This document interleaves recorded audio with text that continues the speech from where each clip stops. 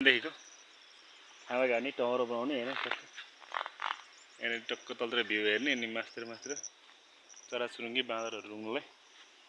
खेतमा छप्रो बन्दैछ टहरो बनाउनु लागिरहेको छु मैले बिहानदेखि खटेको भयो यति गरी घाम चर्किरहेँ गर्न सकेन एकछिन वेट गरौँ भनेको छु च्याट्ट लाएर वरिपरि सिटिक्क पारेर बस्ने नास्ता त्यहाँनिर त्रिपाल हाल्दा ट्याक्क एउटा छारी बस्ने भन्ने बन्न खोजेको निरन्तर लागिरहेको छ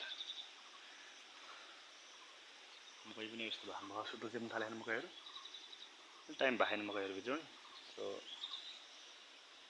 यस्तै कन्डिसन घरतिरको